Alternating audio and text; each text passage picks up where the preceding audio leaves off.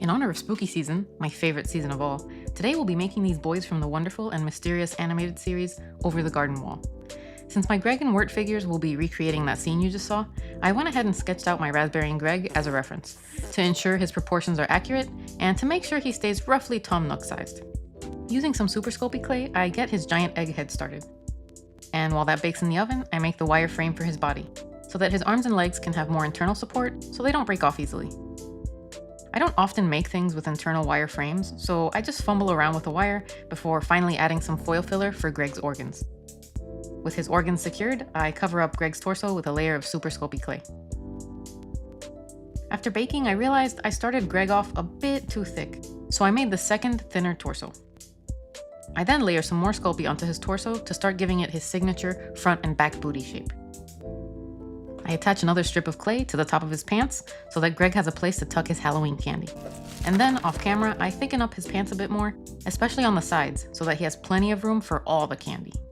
Since I decided to make this face of Greg's, I roughly sketched out where his little face cheeks will be, as a guide for my clay layering. Does it look like him yet? No. Since I wasn't sure I was on the right track with these cheeks, I decided to bring out another reference for it, this awesome Nendroid faceplate.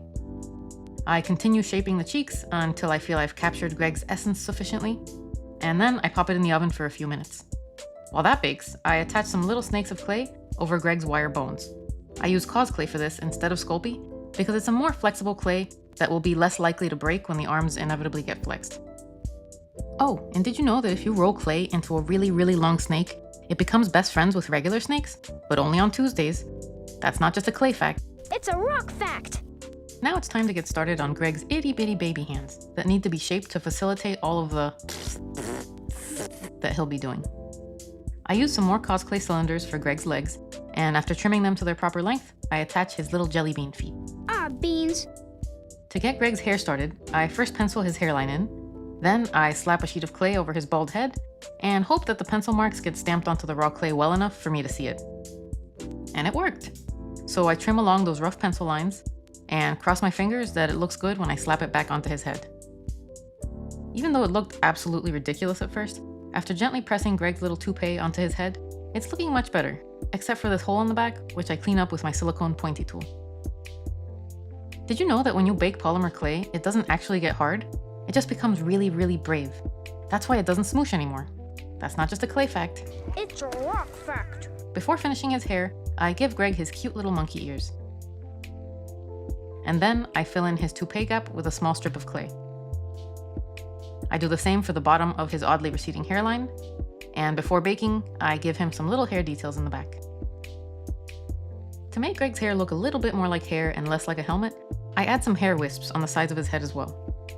And here are Greg's 2 little hair wisps completed.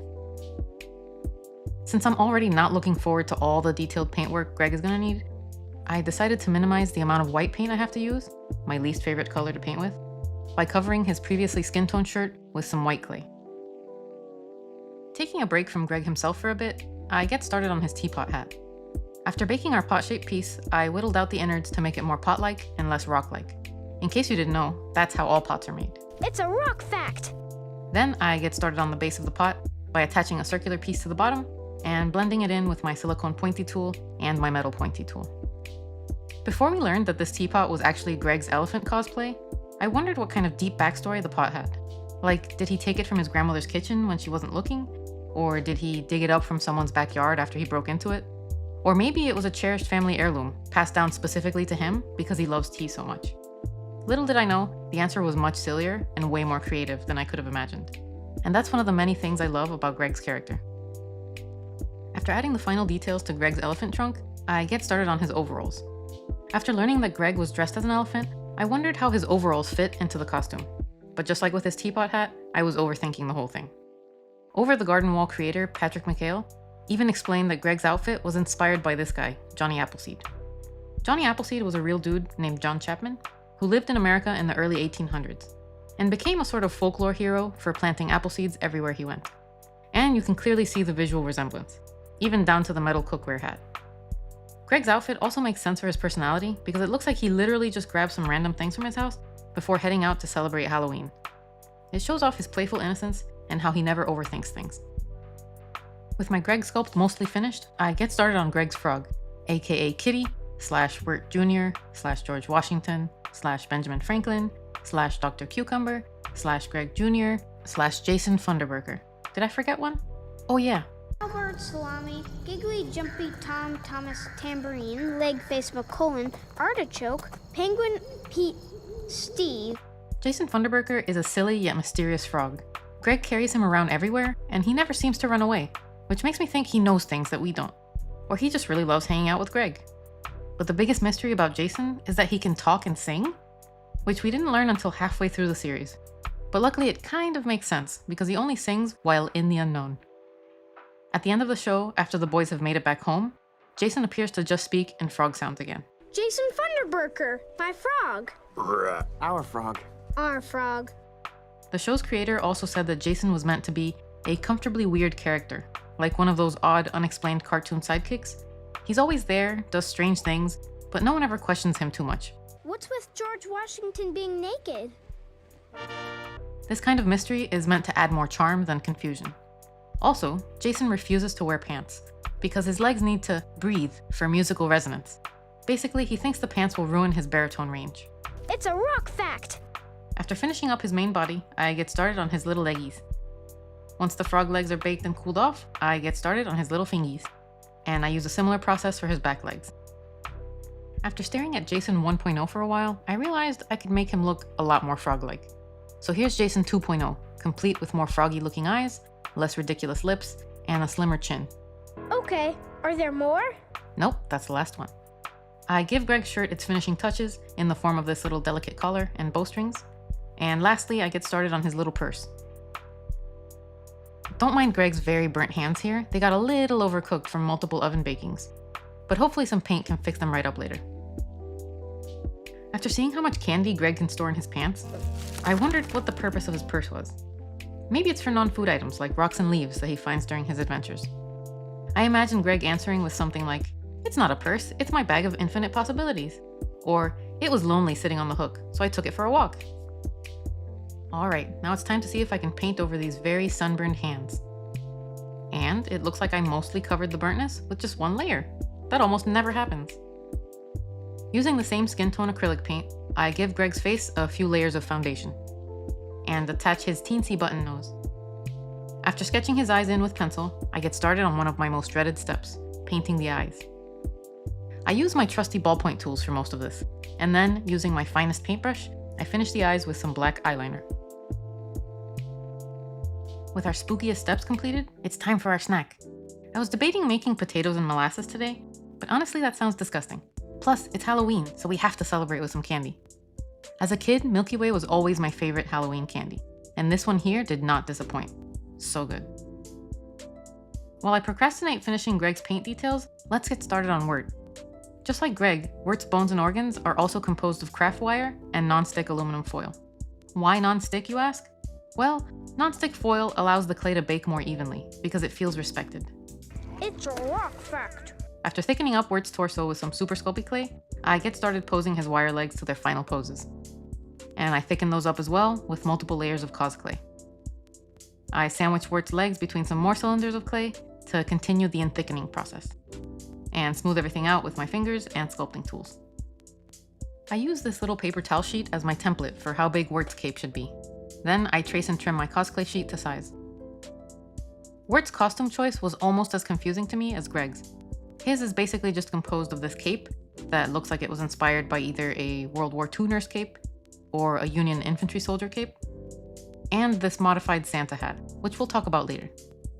The cape specifically though seems symbolic of Wirt trying to look heroic or mysterious, like some kind of adventurous poet-magician. After baking and sanding Wirt's cape to a cleaner shape, I make his tiny cape collar by wrapping a narrow strip of cosclay around the circle cutter. Then I attach it to the cape with some more cosclay. I quickly roll out Wirt's head, and luckily don't have to worry about making any cheek additions, because he's much too self-conscious to do this. Next, I shape Wirt's boots, and realize only after baking that they are way too thick, so I whittle and sand them down to a more delicate shape. His cape gets its signature yellow buttons, and the little fabric strip that presumably holds the cape closed. After penciling in Wirt's hair and face details, I used the same stenciling and wrapping process for his hair as I did for Greg's. And I do the same for his big monkey ears. Somehow I just recently learned that the color of lint that gets stuck in the clay you're working with is mostly the color of the shirt you're wearing. And as you can tell from Wirt's ears here, I was wearing a black shirt. And unfortunately, most of my shirts are black. So that's why I often have to paint over my light colored clays, because they are just littered with black lint. Ain't that just the way? Since I want to minimize how much painting I have to do for this project, I decided to make Wirt's hat out of red cause clay. Typically, I prefer making my clay figures in the colors that they're supposed to end up being, because painting is my least favorite part of the process. But in some cases, like Wirt's cape and Greg's detailed accessories, I prefer using Super Sculpey or gray cause clay, because they tend to be more firm and much easier to work with. Up until they showed us that Wirt's hat was actually a modified Santa hat, I always thought it was just a dunce cap, and a really unusual choice for a hat. But in the context of Wirt's personality, his outfit makes sense. The weird combination of a pointy hat and heroic cape visually represent his awkwardness and the fact that he's still trying to figure out who he is. He's not fully a child, but also not fully an adult yet. The show's creator, Patrick McHale, once said he imagined Wirt's look coming from an attempt at being a gnome or something artsy, but that Wirt didn't quite know what he was going for. With all of my sculpting work complete, I can no longer avoid the dreaded paint gauntlet. While I power through it, let's talk about the symbolism of Greg and Wirt's journey into the unknown. The unknown isn't just a forest, it's a metaphor for Greg and Wirt being lost in life and trying to figure out who they are. This is mostly true for Wirt, who's a teenager trying to build confidence in who he is and what he wants. In Greg's case, it seems his journey is just trying to figure out what to name his frog, which he finally decides in the last episode. Some fans also interpret the unknown as being a liminal space between life and death, and the boy's escape from the unknown could symbolize overcoming depression, guilt, or simply growing up and facing reality. The fact that the story takes place during autumn also reinforces the concept of transformation, and the boys transitioning from childhood to adulthood. And in the end, we all learned something new. Wirt learned how to become more courageous, Greg learned what to name his frog, and I learned that if Greg can make it through the unknown with a teapot on his head the entire time, I can definitely make it through another paint gauntlet in the future. With our finishing touches completed, it's finally time for our photo shoot.